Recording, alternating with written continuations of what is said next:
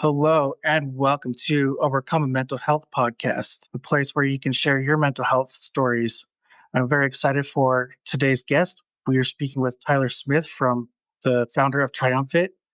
And without further ado, I'm just going to turn the time over to him. But before that, I do that, I want to thank him for coming on to the podcast. 100%. Appreciate being on, Travis, and getting to spend my time with you and your audience and relaying some of the things that have really benefited my own mental health struggles and overcoming some of that, darker times that a lot of us experience, right? So the biggest thing I think, and the one kind of central theme around my life has really honed around being constantly sweaty, right? So it's always been through sports and through athletics, through competition when I was a lot younger. As weird as it sounds, I grew up in California and I wanted to play ice hockey. That was the main thing I wanted to do. Wanted to play on the LA Kings one day, obviously. So I have that background of athletics through sport. I had an older brother, so we were always pretty competitive growing up as well. Did some wrestling in high school as well. And then I went through junior ice hockey playing in Boise, Idaho for 2 years before undergrad.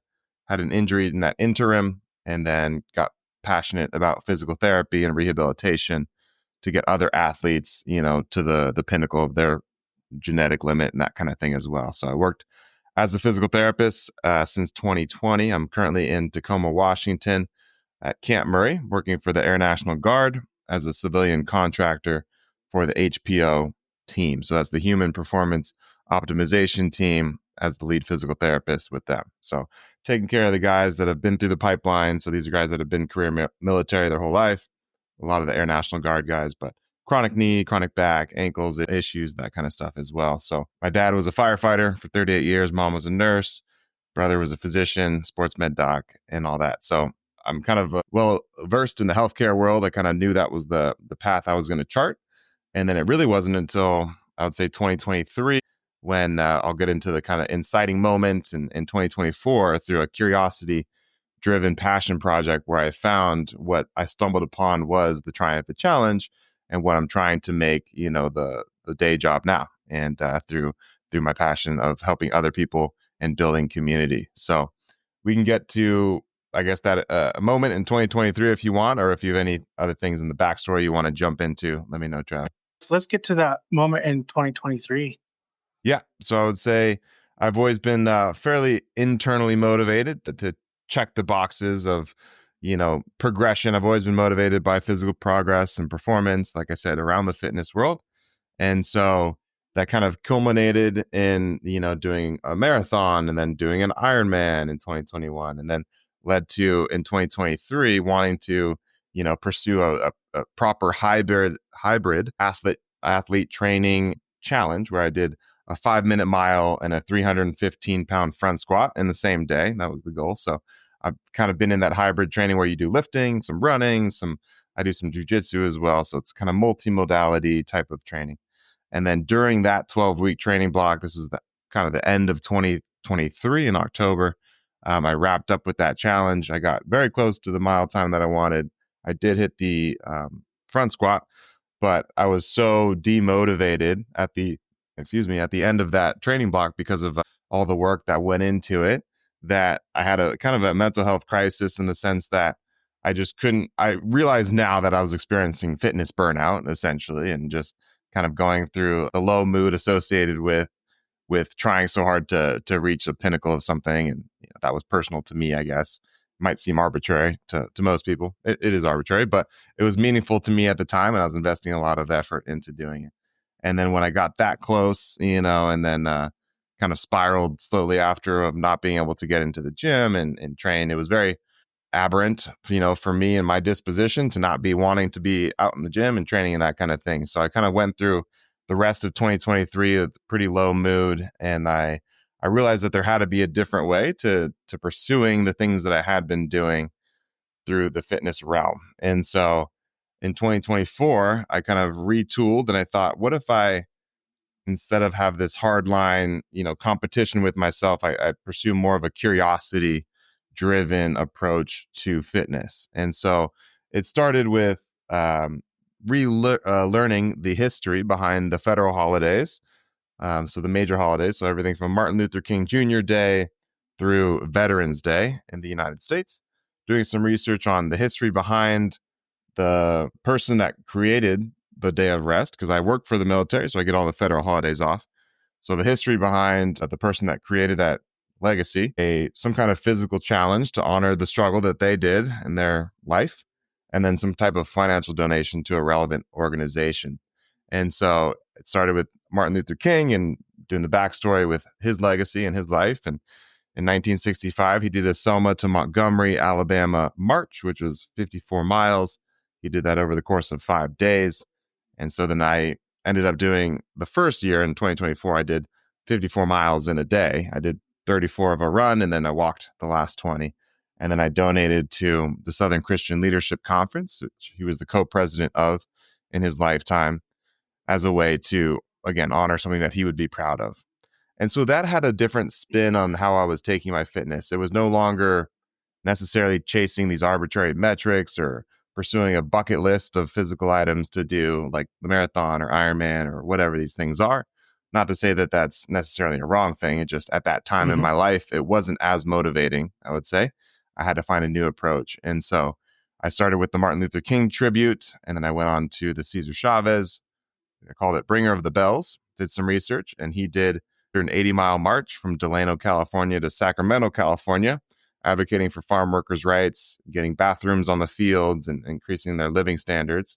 And so I did a 2.8-mile farmer's carry where you're walking with dumbbells with about half my body weight. And then I donated to farmworkerjustice.org.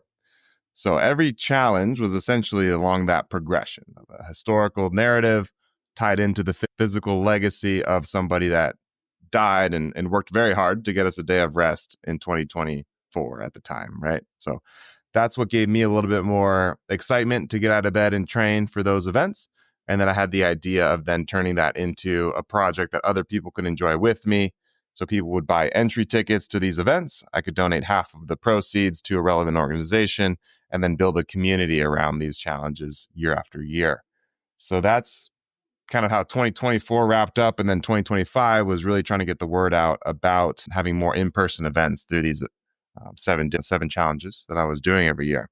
So I would say that has led to a longer lasting pursuit of, I guess, fitness in a new sense, rather than from pure vanity to performance, and then now to purpose is where I'm finding it. And I feel like that's been a good mental health shift, because I know that this is a project that I can pursue for the rest of my life. I want this to be synonymous with things like the Murph workout, honoring Michael P. Murphy, a military veteran who passed away in 2005 in Afghanistan. And across the country, there's thousands of CrossFit gyms that do a specific workout in his honor. I would like TriumFit to be on that pedestal as well one day. So that's going to be my lifelong project. And I have several kind of different ways. Hopefully I can get that word out through accountability, coaching, and that stuff as well we can talk about. But that's been the main, driver and way to restart kind of that Hmm. fitness challenge and pursuing something bigger than myself, I suppose, that got me out of that rut that I was experiencing in 2023. Yeah. Yeah, that's really cool. It's like you kind of just had that mindset shift to kind of take a step back and think, what am I really training for? Why am I doing Hmm. this? And finding that purpose, I think, is the key to like anything when it comes to mental health challenges.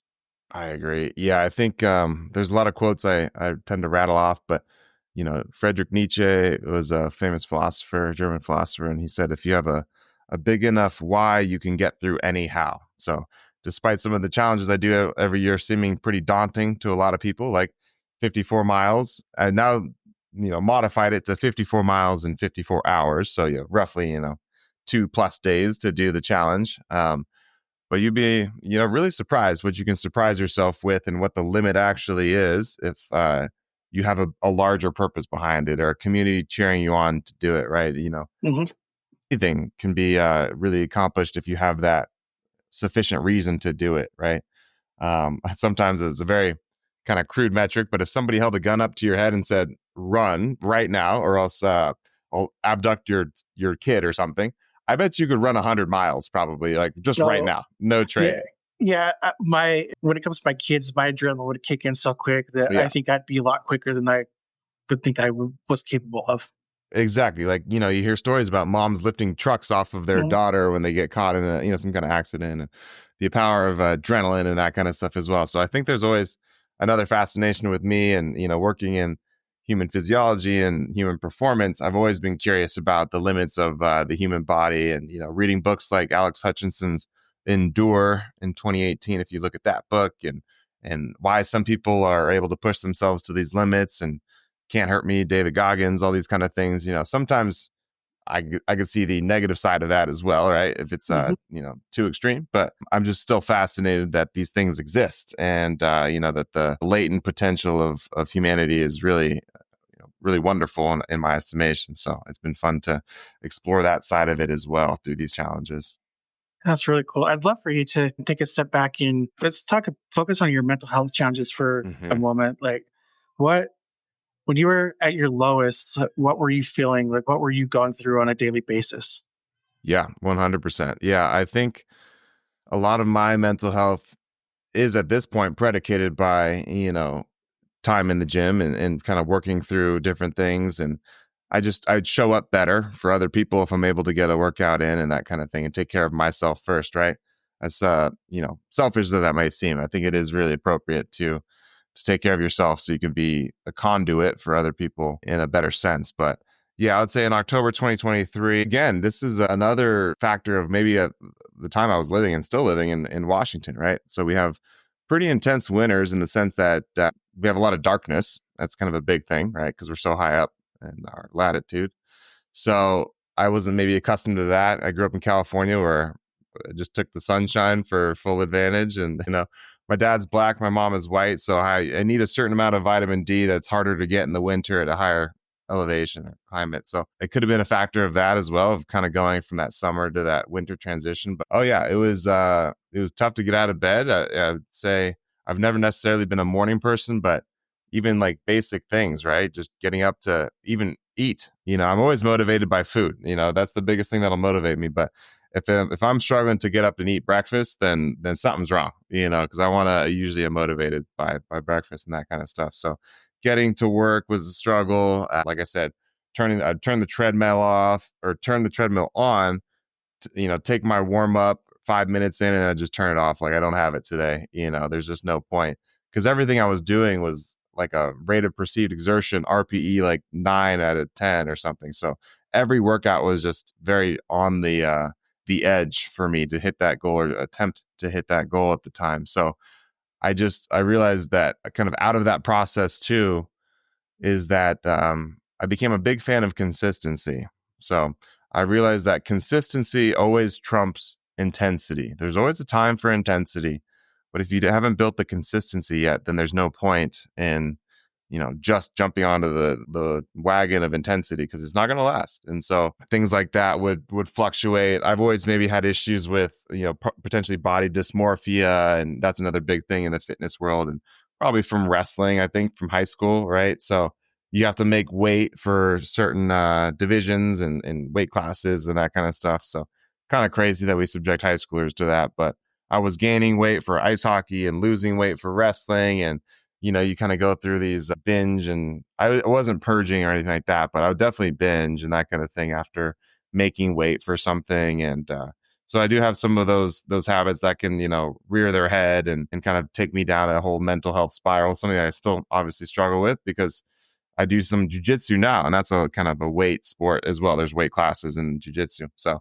that's something I have to kind of watch out for, and be mindful of. But I would say the shift to more of a purpose-driven approach through TriumFit rather than strictly performance has helped me with, body dysmorphia issues, and kind of nitpicking or critiquing your own self-image and that kind of thing, which is very common as a fitness coach and physical therapist, because you want to live up to that standard of what your patients see. And Mhm. so your body is your business, essentially, right? That's your Mhm. that's your business card, is what you look like in this industry. So for better or worse, it makes me live up to a certain standard, and I hold high standards. So you got to kind of watch for the downside of that, and the bad behaviors that can spiral out of control because of it. But yeah, I would say in 2023 is when it got kind of at its worst, because right after that um, challenge was wrapping up, and it was like October 1st, essentially.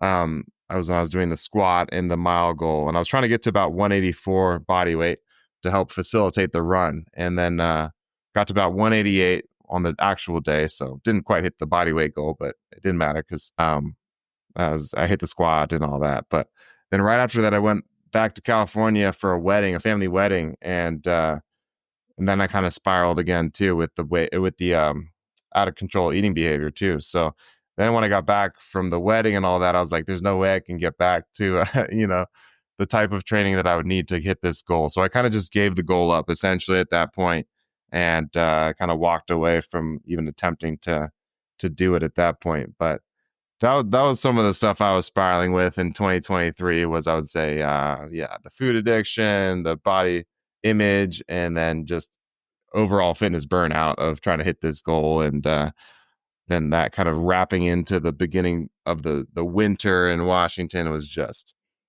too much to handle. So it really wasn't until 2024 in January, maybe, where I started having a little bit more of the curiosity mindset, which helped shift some of that like 2-3 month period of, really intense dark moments. But yeah. Yeah.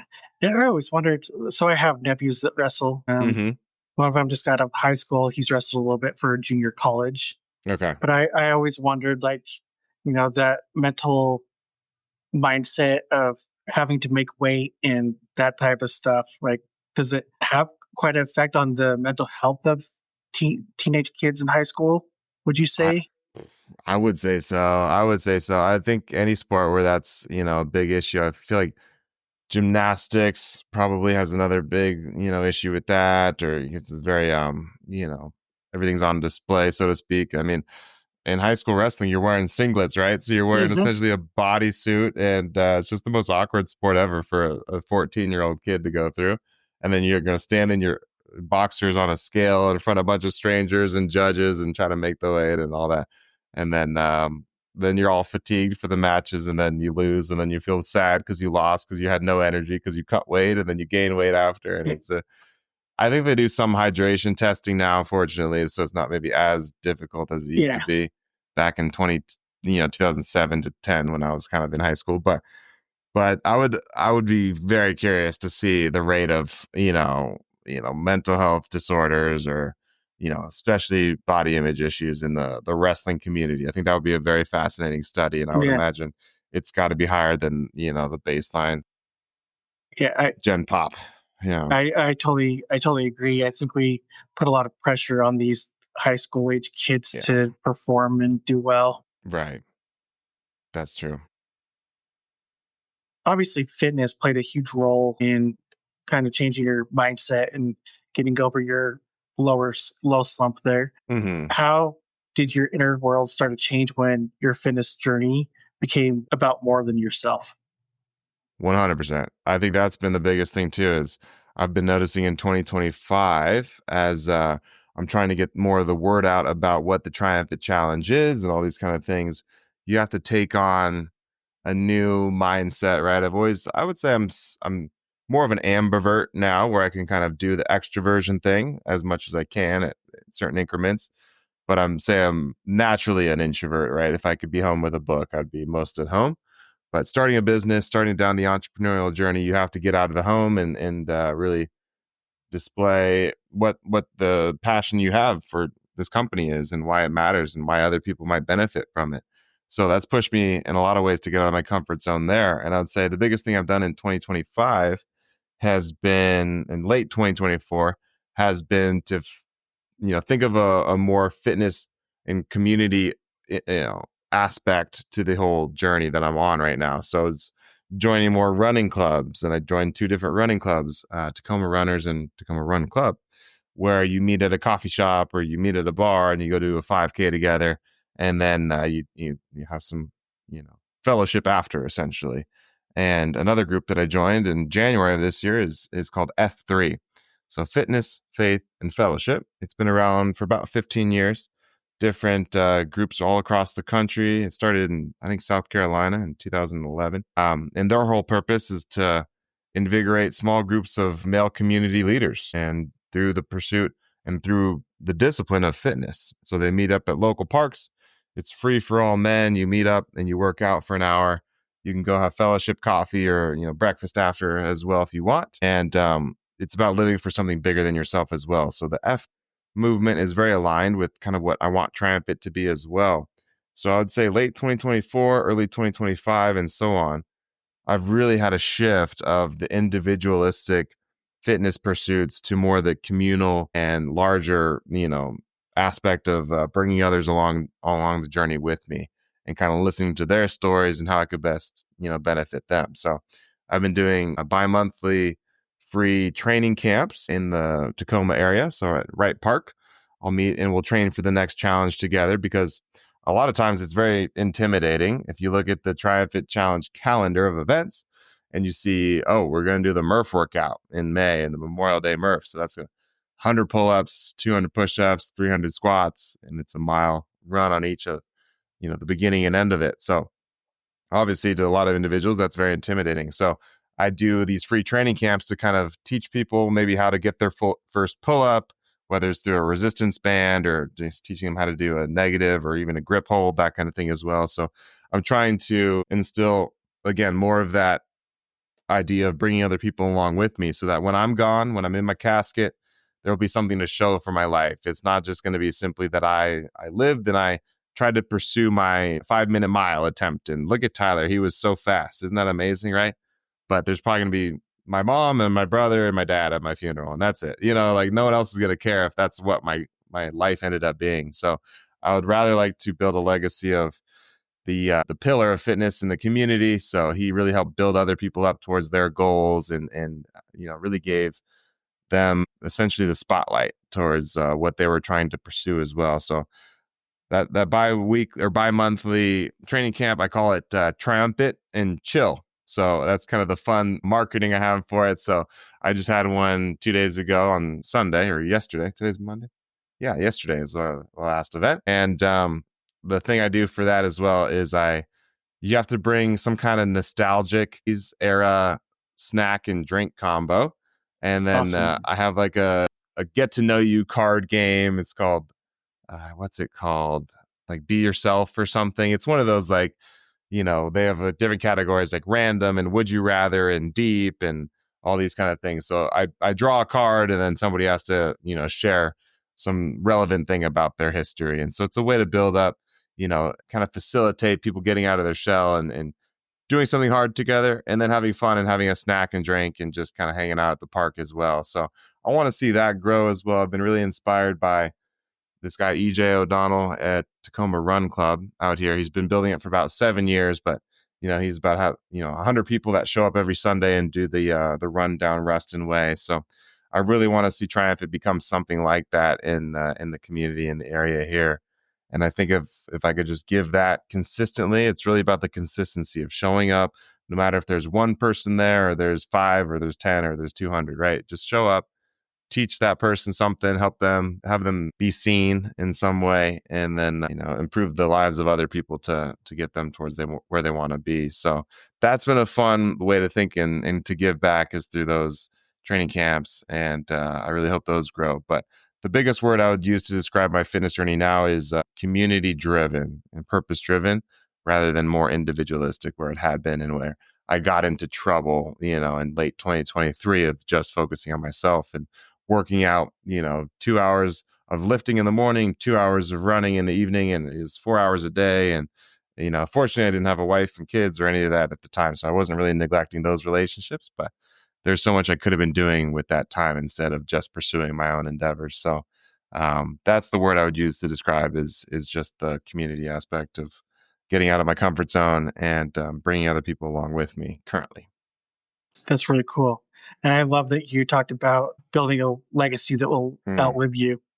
I think that's Right. really cool as well. And it's amazing what those kind of icebreaker things can do and building those relationships. So I think that's important for that community that you were just describing as well. I think it's so fun. I used to have a podcast called Tyler Talks to Strangers, and I would do questions very similar to what that is, where I would walk up to people at the park or at the beach in Santa Monica, and I would just say, hey, I'm starting this podcast, Tyler Talks to Strangers. 10-minute conversation with random people that I meet. Would you rather, deep questions, all these kind of things. And would you talk to me, right? And it's amazing what people will say to you, right? People that you just met 2 minutes, prior, they'll say what their biggest fear is, their biggest regret, what they wish they would have said to their brother before their brother passed away. And it's like they're in tears in the first 2 minutes of meeting you. And it's just really incredible. So I've always kind of been chasing that sensation, because I kind of put that project down at a certain point, and during COVID, I think, and I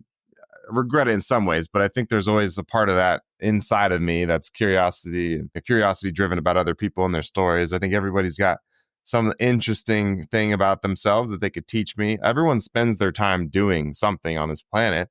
And even if you spend 8 hours watching Netflix every day, you probably know all the good shows to watch, and you could save me time, and I wouldn't have to watch all the bad ones because they've seen all the good, so everybody's good at something and they could teach you something. I really firmly believe that. So it's been a fun way to facilitate kind of getting past the shallow, superficial conversations that we so often have, the small talk.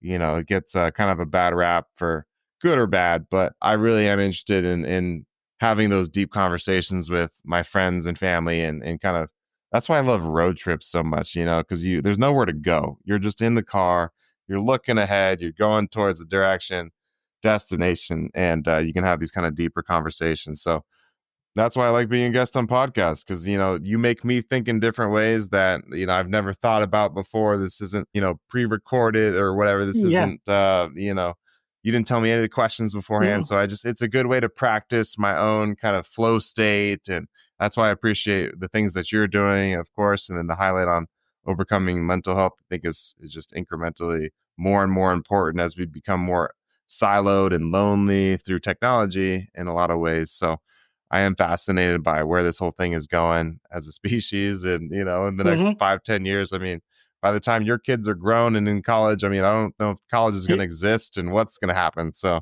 we're all going to have to figure this out on the fly. So I really Yeah, we're appreciate what you're doing, Travis. we're on. Oh, thank you. We're on the same page there, though. Like I don't know what the future holds Yeah. at all. 100%. Every day it's changing so fast. Yeah. It's almost kind of nerve wracking. Yeah. It just keeps my anxiety up, I guess. I think the way I combat that is, I think, like you said, if I can just build authentic connections with real humans, then there's always going to be a place for me. If Hmm. you add value to every room that you're in, because you're either just a good person, people are going to want to have you on their team. If you lose your job, tomorrow, and then you're known as that guy that's just been a good connector of people, and people really value your input and that kind of thing, then they're going to want you. They're going to hire you for something. They'll say, just come to my company and do whatever, right? Just be around, right? So I feel like we can really take care of each other if we're just having that mindset of really caring about each other and having good human connections and not being as superficial. So I'm hoping that as long as I have that as a good mental frame of like, just listen to people, be a good human, it's going to work out for you in the end, because those people tend to go farther than the people that are really trying to drag others down and have that Yeah, constant dog eat dog mentality, right? So, yeah. That's a good thing to have, is to be able to build connections mhm. and really build those relationships. I am actually quite surprised that you got people while you were walking around and asking questions of strangers. You got so many people just to open up about personal things like that. 100%. You should try it. It's incredible. Yeah. And I had a microphone. Can you imagine? Yeah. So I walk up to somebody. It was hard to get people in my dad's generation, baby boomers, because they're a little bit more skeptical of technology and, where's this going to be uploaded to the cloud, and what's the cloud? And, are you going to hack my data? That kind of stuff. So you got to give those people a little bit more leeway. But most people, definitely millennials and Gen Z and all that, like they were super open about that. And it wasn't visual, it was just audio recorded Hmm. for a while. So it was a little bit less intrusive, but you would be astonished at, some of the things people will say and just open up, because they've wanted to say these things forever. And, they haven't had a chance, or they don't have, sadly, the friend group to do it and that, listen to them, or the family and all that kind of stuff. So I think a lot of that is actually getting outsourced to things like ChatGPT now, which isn't necessarily a bad thing, but a lot of people are using it like a therapist as well, because it is very it'll fake sympathy and empathy in a lot of ways too. So that's interesting. I've used it for processing certain things in my own life too with ChatGPT. So I'm a big fan. I think obviously the in-person connection is the most important, but sometimes even just having the buddy in the pocket, it can make a big Yeah. difference too. So that's Yeah. something Just I've that noticed. one like motivational quote for the day can Mm, take you far. yeah. What kind of quotes do you tend to live by? I know this is your show, but is there anything You that you have know, off the top of your head that you enjoy? not off the top of my head. I dive into so many quotes that I Mm-hmm. Yeah. can't even think of any off the top of my head. I mean, I can kind of go into a few things that kind of motivate me to keep going. Okay. Yeah. Some of the things are, I think it kind of goes in with what you were saying is build a community. Yeah. Have a have a few people in your life that you can trust, whether you need to, you know, at times maybe you just need somebody to listen to you and your what you're going through. And other times you may need that person to give you advice. Yeah. But I think it's about building, that tight relationship with a few people and full on trusting them. And but you also need to trust yourself. So I've been learning to do that one more myself. That's a good one. How do you learn to trust yourself more? Is there something specifically you do to? Um, you know, for me, the past year, a lot of my I had a I've been struggling with mental health like crisis kind of for a while now due to some medical issues that I had. Yeah. So I've struggled for years with depression Sure. and anxiety, and it took me years to really admit that I had a problem. And so this last year, how I started building trust in myself is I just learned how to love myself. Damn. Okay. That's And huge. Yeah. yeah, it's a big step. I think first comes to admitting that you have a problem and getting the help, whether it be Hmm. therapy or medication, whatever it is you need. But really being able to look in the mirror each day and be like, you know what? You're not a bad guy after all. Yeah. 100%. That's the tough one for me is yeah, I'm just kind of pretty anti-medication because I want to do everything, holistically, naturally, and through fitness or whatever it is, through vitamin D and supplementing with that, or looking at my diet and all those kind of things. So I'm the worst with that because like there's probably times literally I should if I just was on like an SSRI, I probably would feel better to feel Yeah. better. But I'm just like that's like against my like foundational No, philosophy. I don't know. Yeah. no, I get it. I get it because I think the medication isn't for everyone. Hmm. I've used it a couple times to get through like some like really, really rough patches. Yeah. Right. But right now, I do take a more holistic approach. Okay. Take quite a bit of like supplements and Yeah. um because I don't like always like the side effects of medication. Right, right. Like if you need it, like go for it. If you can handle That all makes that, go sense. for it. Yeah. Yeah, that makes sense. Yeah, there was just a meta-analysis I heard about types of exercise that were best for mental health, and it turns out dance therapy was actually number 1. So, I think that's super interesting because in 2025, as a separate challenge, I guess, not related to fitness, but I wanted to get off all the dating apps. That was like the big thing for me, right? Because it was very passive and it didn't seem like the manly thing to do is like, that this is how I'm gonna find my wife. Not if you have found love through a dating app, if you're listening to this, that's great. But it hadn't really worked for me. It was just kind of warping my perception of people and looking more for checklists than for actually humans, right? So I was like, I'm just gonna go out to these different places, join different clubs and groups and try to shoot my shot in real life. So I started going to a country line dancing bar every week, basically on Saturdays. And so I actually experienced great joy just from learning how to dance. I'm not great at by any means, but learning how to at least attempting line dancing and as an adult. So that's been really fun too. And so I could see how that would be, make it into the data as one of the more significant ways to improve your mental health is because you're doing something physical. You're learning a new skill. So you feel like you're progressing in something you're doing with other people that are also, struggling maybe as hard as you. So there's the communal aspect of it. And then, like I said, you're kind of stacking all these things on top of each other. And so dance therapy, that might be one to think about. That's crazy. I would have never thought that would be up on top of the list. Mm-hmm. Mm-hmm. 100%. So like somebody that's like struggling from whether it be mental health issue, burnout from their fitness goals, Hmm. what do you tell that person? What, in your mind, what's the first step you need to take to get help? I would say plug in. Don't be afraid. Do not be afraid to plug into your community in absolutely any way that you can. Because when you isolate yourself even further from the issue, everything spirals harder when you don't have anybody else to talk to, or like you said, those kind of like 4 a.m. friends, the people you can call in the middle of the night and really get help from.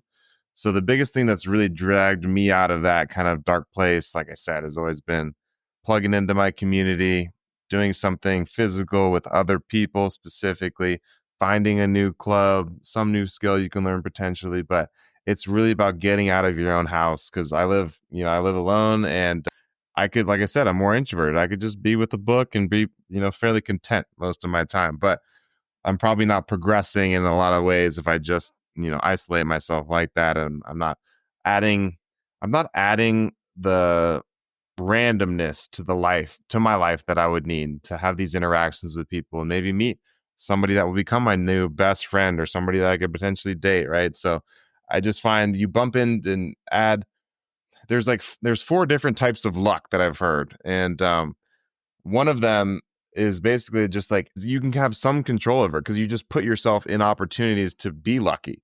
If you go to more networking events, then you might run into somebody that's got a really good business idea for you, or whatever it is. So you have to learn how to kind of embrace putting yourself out there, embrace rejection, talk to that person.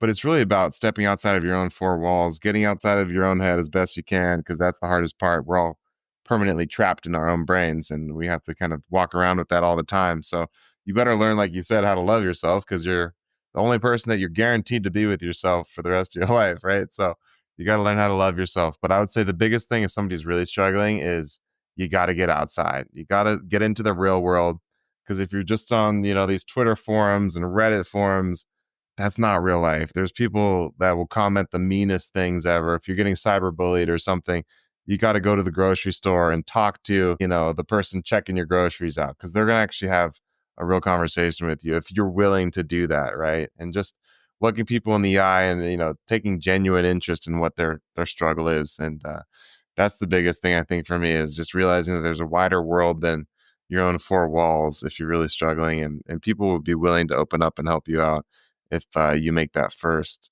vulnerable admission that you're not doing so well. And so we're all on these kind of, roller coasters. And the downside of having, my own business at this point, and all that, is I have to be on the online world, and I have to have a network, and I have to do the social media game and play the algorithm and all these things. And the detriment of maybe some authenticity, right? So it's, if you looked at just my Instagram, TriumFit Challenge, it'd be like, oh, this guy's just crushing it every day with his goals. He's hitting all these things, right?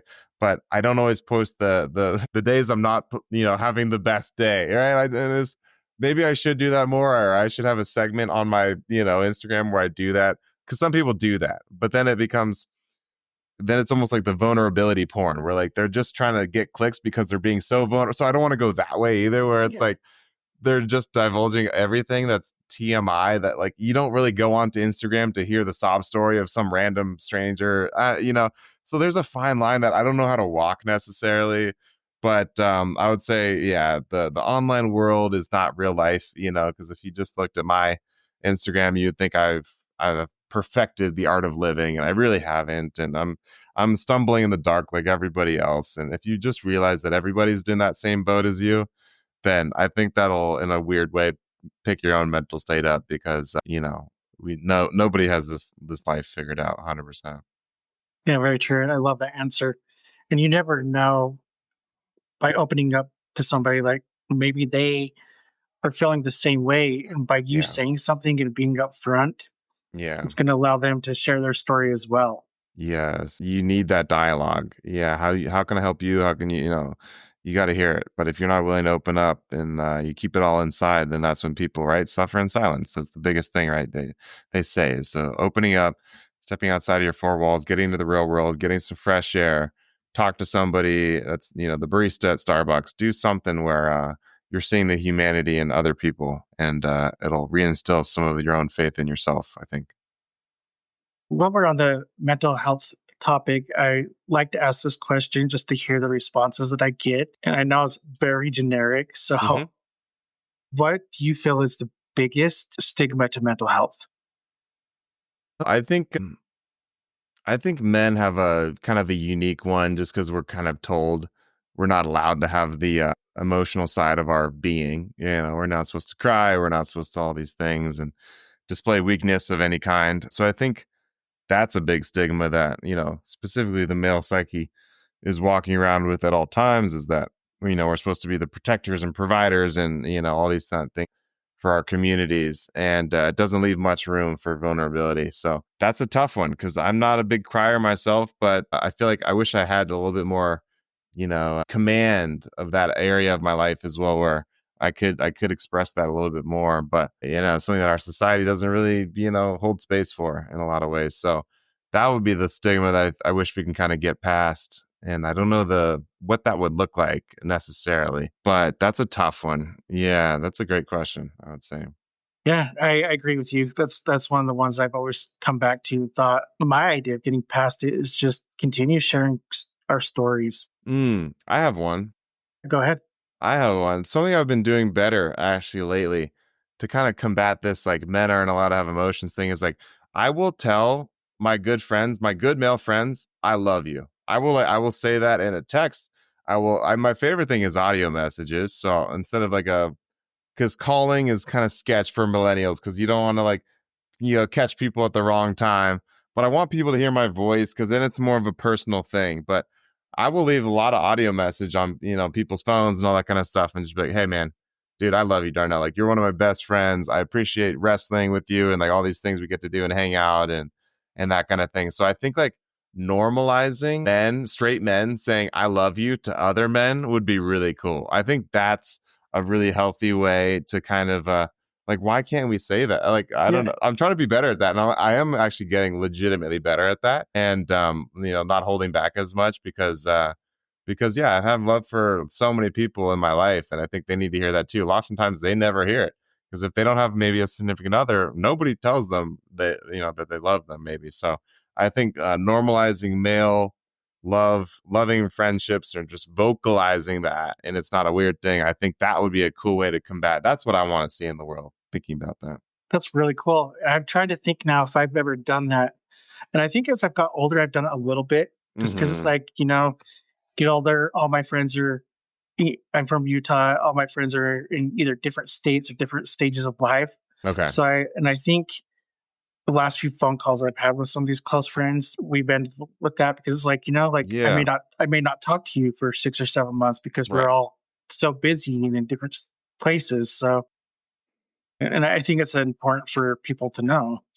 I think so. Yeah, that's the kind of stuff that you wish you would have told them when they if they did pass away randomly. It's like, well, this is the last thing I said to my buddy that I loved him, or that some stupid joke because I wanted to protect my fragile ego. So it's like, no, you should probably just say the actual thing, right? Especially with your family. Like parents and all that kind of stuff. My dad had a kind of fraught relationship with his dad for a while because he was a very old school dad. My grandfather on my father's side, he wanted my dad to be a doctor, his sister be a lawyer, and so when my dad kind of stepped away from specifically medicine, he ended up going to paramedic school. So he essentially did a lot of it, but he had kind of a riff with his dad for a long time. So I think healing those divisions and while people are still alive, I think is the most important thing. So really reaching out and having that mindset of like, if this is the last conversation I have with this person on the phone, because if you don't see your friend, more than twice a year or something like that, then you might as well say those things that are the most impactful now. So I agree with Yeah. that. And that's a good way to put it. And it's like if you know that that conversation or you're not going to be able to see them, it's like it's a good Hmm. thing to do because it's not going to hurt anything. Yeah. It, and most likely, if they're your good friend, they're not going to laugh at you or think any differently of you. They probably think the same way. They just don't dare to say. Yes, they're just too afraid to say it. So I Uh-huh. think the bigger sign of strength is your willingness to say that thing and to be vulnerable and to do that. So we shouldn't take it as the opposite. We should actually take it as a great sign of strength and respect to be able to say that in our male relationships or really with anybody. Yeah. And I can attest that being vulnerable is hard. Hmm. It's a pattern. We get better at it with practice. Yeah, Yeah. I totally agree. I remember I know this is more your story, but I just want to Sure. elaborate on that. Is Do it. my very first podcast, but it was me telling my own story. Okay. And I remember those moments, like talking to my wife before I actually recorded the podcast. I'm like, I don't know how to be that vulnerable. I don't know how to do it. Like, what do I do? And she said, just sit in front of the camera and don't care. Yeah. I guess that's what I did, whether it's Right. good or not. Like, and I think, like you said, over time, is a lot easier than it was before. Because Hmm. now I'm just like, nope, book. You asked me a question, and I'm going to answer it as honestly as I can. Yeah, life gets easier when you can have that mindset of like, I don't even care at this point. Yeah, what you think about me because that's who I am. You're gonna Hmm. polarize some people, and you're gonna have the best of friends if you're able to be that honest. Because if you go through life honestly, where everybody has this kind of fake image of you, or if everybody likes you, then nobody really likes you. I feel like you kind of should have a little bit more of a polarizing edge to your persona where you're going to really find your best friends quickly because you're going to have a lot of personality. And that's a great thing, Yeah, rather than I, faking it to everybody. I Yeah. agree. And we shouldn't, another thing to add on to that is we shouldn't live our lives for other people. Hmm.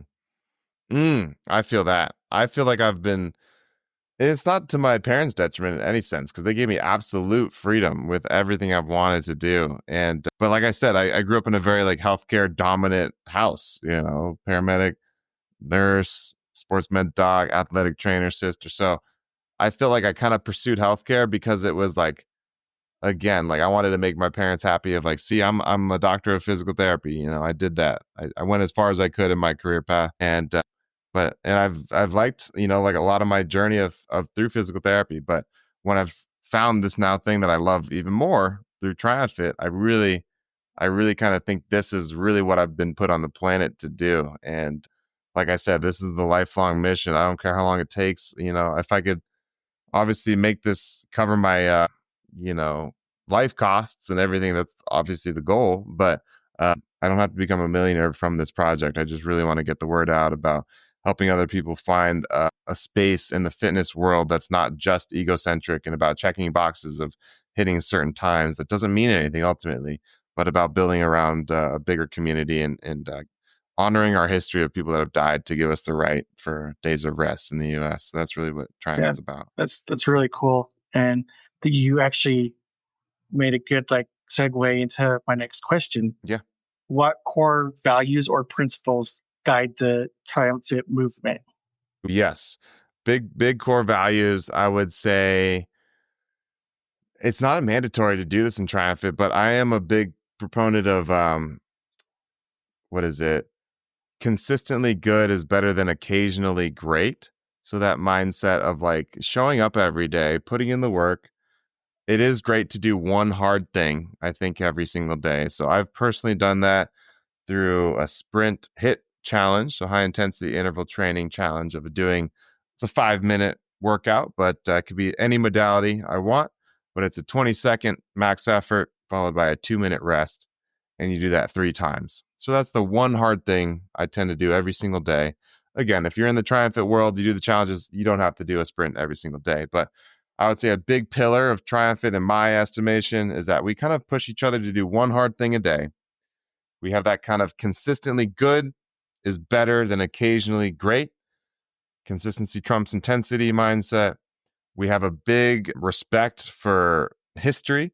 And so the legacy of the United States, everything from Martin Luther King, Cesar Chavez, Underground Railroad, Harriet Tubman, September 11th, 911 Tower, like all these different challenges have a tie in historically.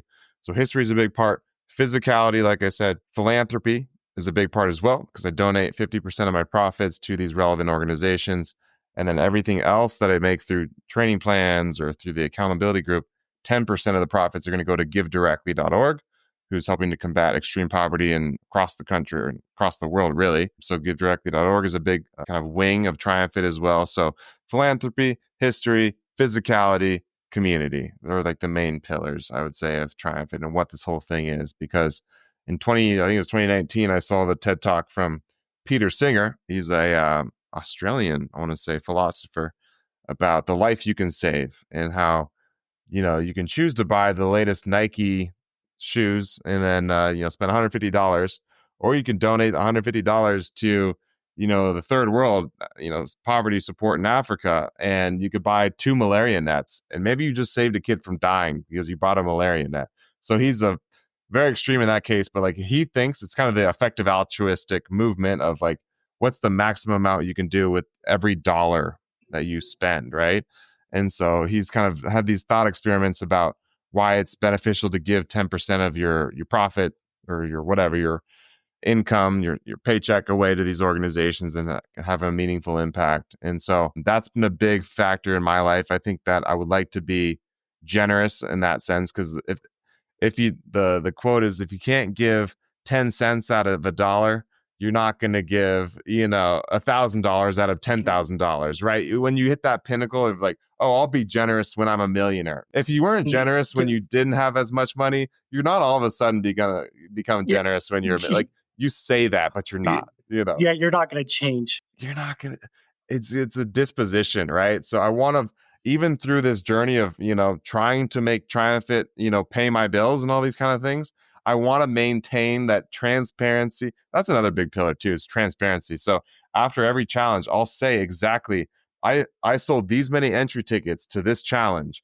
After taxes, after this, after XYZ, this is what I donated. This is what you helped do in the world, right? So like, I wish more businesses were very transparent with their finances. I think that's just a big issue as well. Like, I Mhm. don't care. I'm going to tell you exactly how much money I made from each of these things. And I'm going to tell you how much I donated.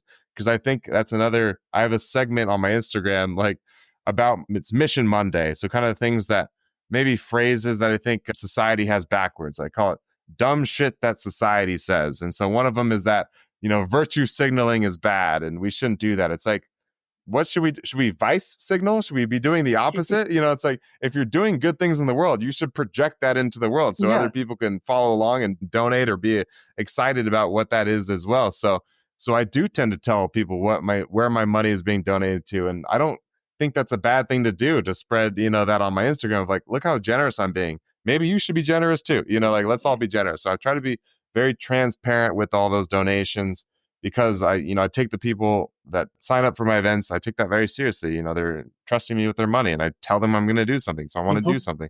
So transparency, history, physicality, community. I guess I have a lot of pillars of what TriumFit is. I keep having more, but I should probably narrow it down. There's a good quote from Tom Bilyeu and his kind of business mantra, and his mindset is like, you always have to think, what do you do and who do you do it for? That is your business. What do you do and who do you do it for?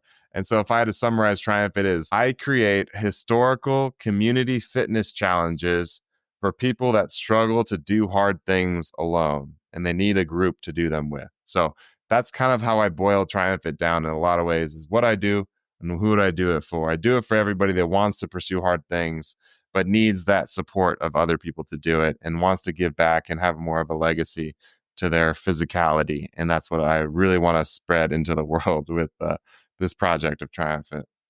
I love it. Love every bit of it, and I love that you have such a, what's the word I'm looking for?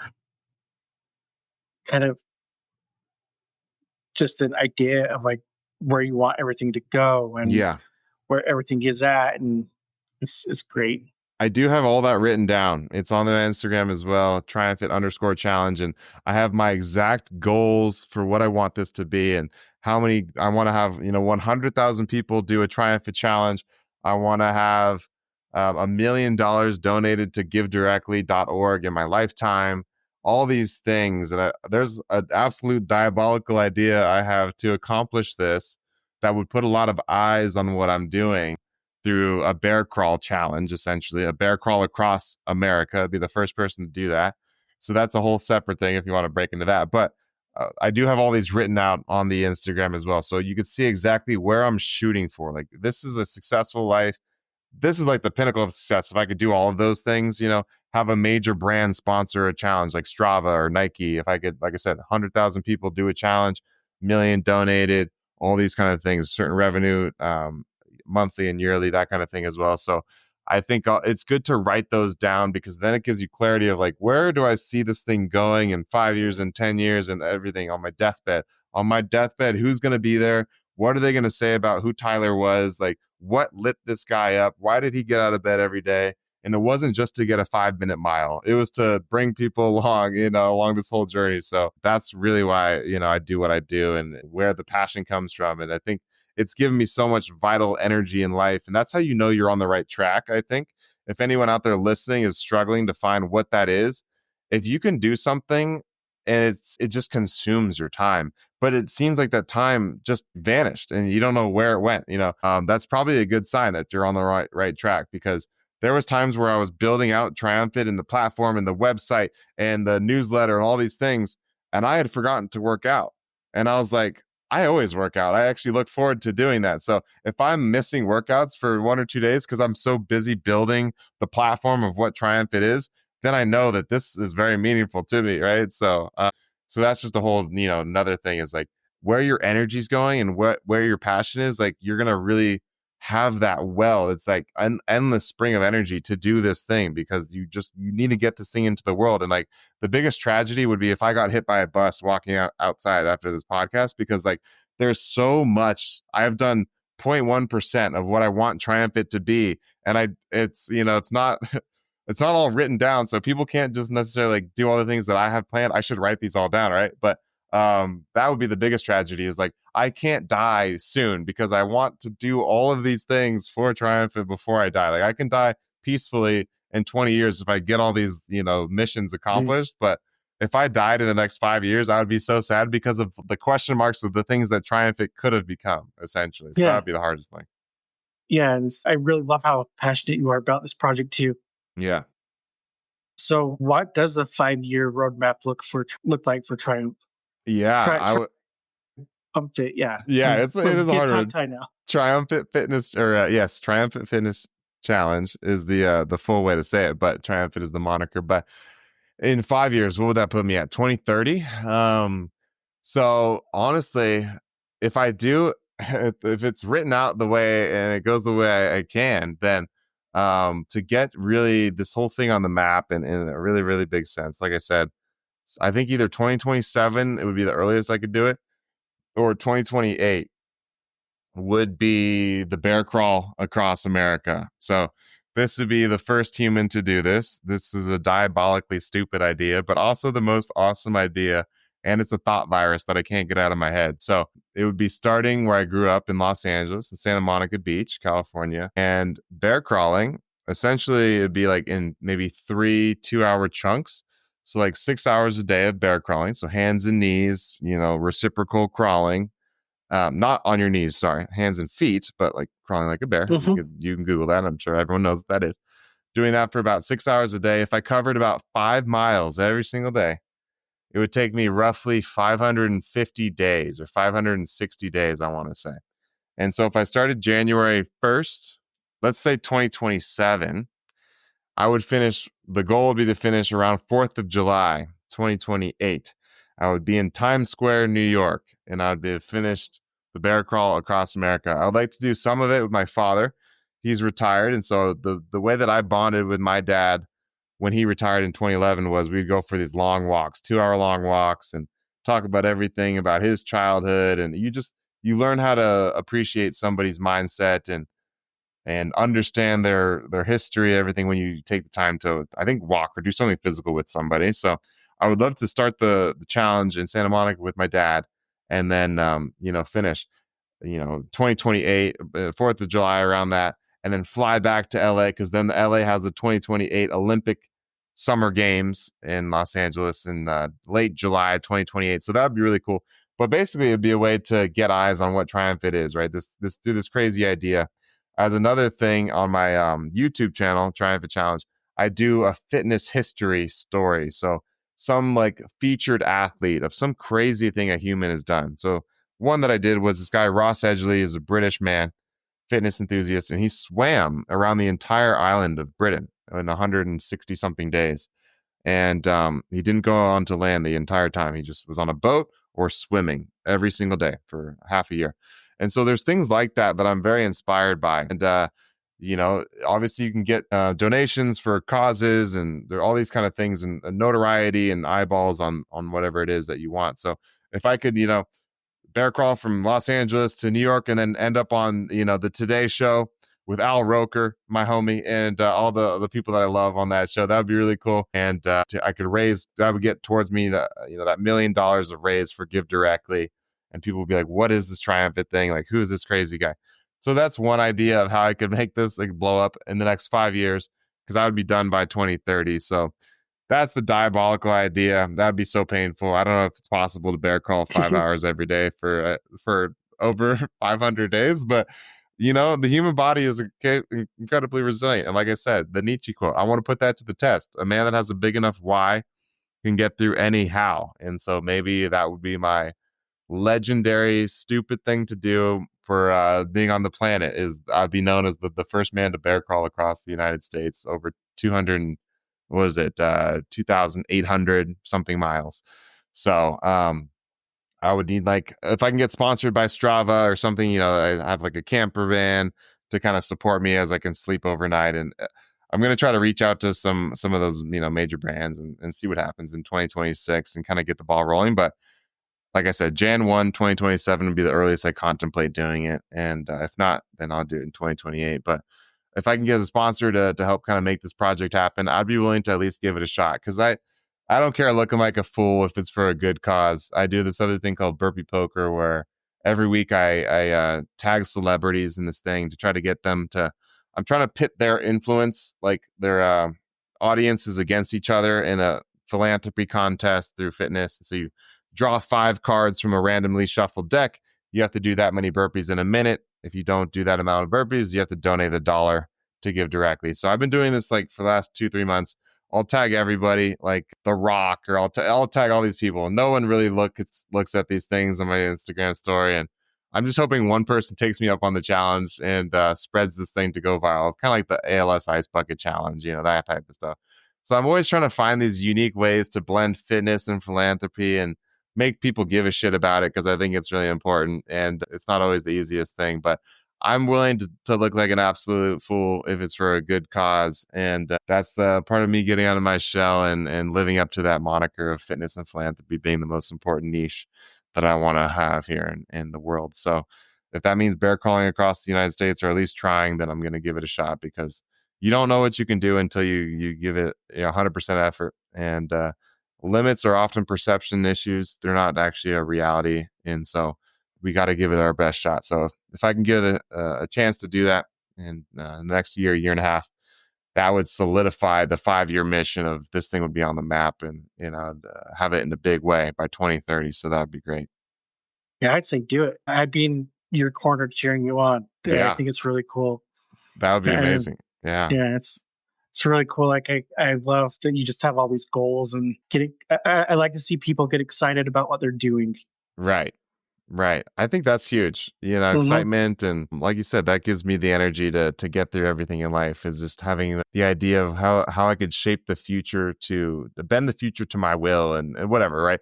Man makes plans and God laughs. So that's the way that typically goes, is, I have these grand ideas, and I've got to be open to all the different ways that this path can wind. I think making mistakes at 100 miles per hour is better than standing still. And I think that's a big life lesson I've learned as well. And this entrepreneurial journey is, you don't wait for the perfect product to ship. You just ship, and then you make it up as you go, and you adapt on the fly. You iterate, but you can't iterate on something that doesn't exist in the world. So rather than just waiting for this perfect project or perfect idea, just get something out there. I was on another podcast, and had the frame of treating life like a rough draft. Everything you do, this is a rough draft, so it doesn't have to be perfect. Just get something out there, and it becomes better the more you iterate on something that's actually in the real world. So I actually really love that. yeah, Treat especially as a life as a rough draft. podcaster.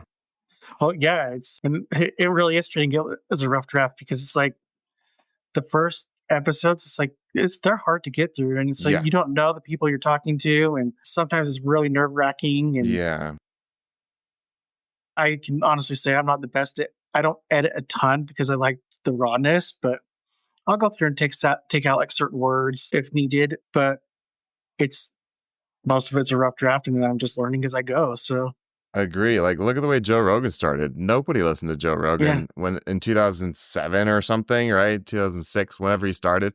It was just him talking to his MMA buddies, shooting the shit about fighting. And then 20 years later, he's the most famous person on the planet with podcasting. So, yeah, he's a huge podcaster. yeah. So it's incredible where if you just start, where this can lead. Yeah, So yeah, and that's, everybody's just it's hard to push through sometimes, but yeah.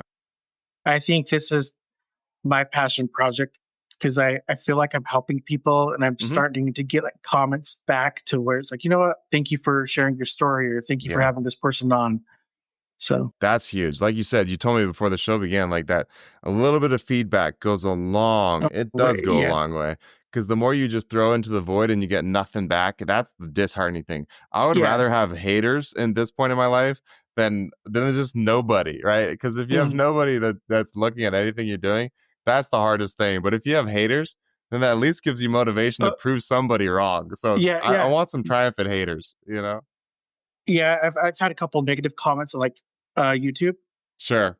And my brother-in-law, I was reading him some of them. He's like, you know, the funny thing is they write these negative, bad comments or mean comments to you, but all they do is help your stuff hit the algorithm They better. do.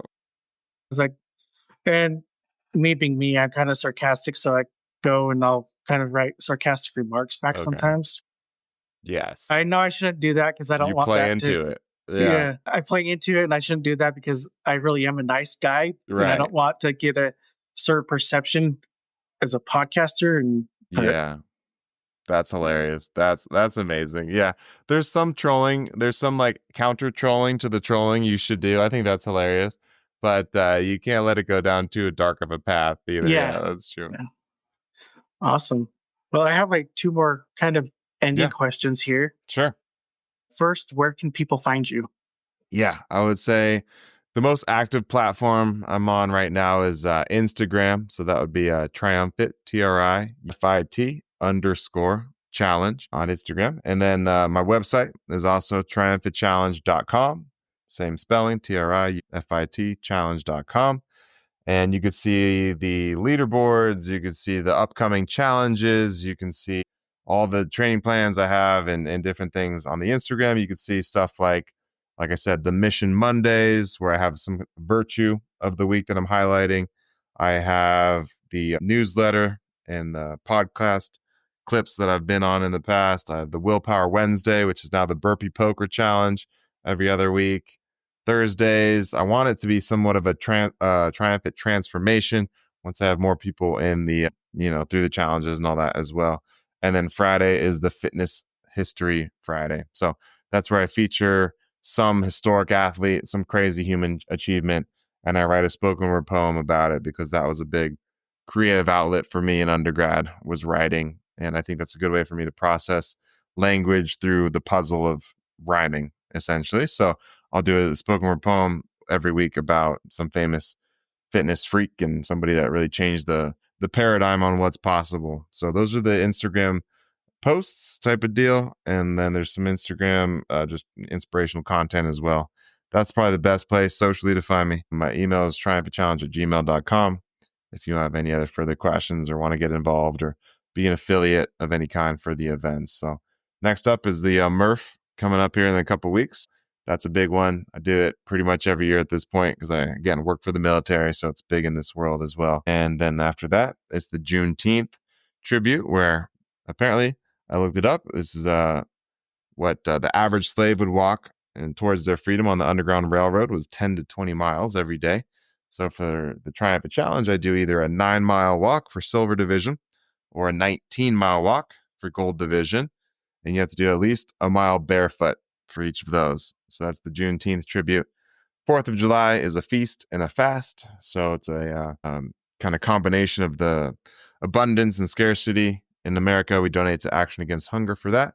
And then 911 Tower Challenge for the September 11th 911 Tower firefighters who lost their lives in that terrorist attack. And then the Veterans Day trench warfare is digging a trench and writing a letter to a veteran. So those are the 7 events. They're on the website, though, so you can see those and sign up for those. You have a lot of good stuff going. I'm trying to stay busy. Yeah. It sounds like you're going to stay busy. I think I will. I think I will. I'm just adding more projects, but they're all things that I enjoy doing. So I am pretty lit up by all of it. But yeah, and I still work a 9 to 5 with the Yeah, military. So yeah, it's all and different that's angles. that's where it gets hard. Yes, how to yeah. That's the other thing is how do you make time for the hobbies that you have, right? Because I want to Hmm. do all these things and start businesses and build relationships, and it's tough. I don't have kids, so you have 3 kids, I have none, so that's where I get my time. Yeah. Last thing here is there anything that we did not discuss that you'd like to bring up? Ooh, that is a great question. That's so important. I think it's very important that you highlight that or give the guest a chance to relay that.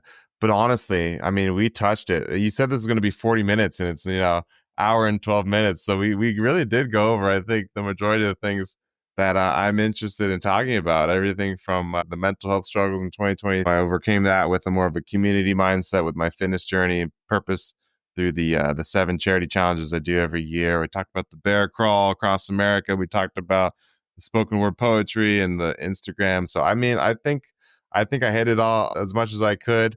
I think we need to normalize the men saying "I love you" to other men. That's another big thing for the mental health and our 4 a.m. friends who you can call in the middle of the night, that kind of thing. So just normalizing those. I think go out and tell somebody you love them today. If anyone watching this is wants a challenge from the Chief Challenge Officer, Ty from TriumFit. That's who I am. So go out and tell somebody you love them. Not fitness related, but it's a good challenge to do nonetheless for our comfort zone.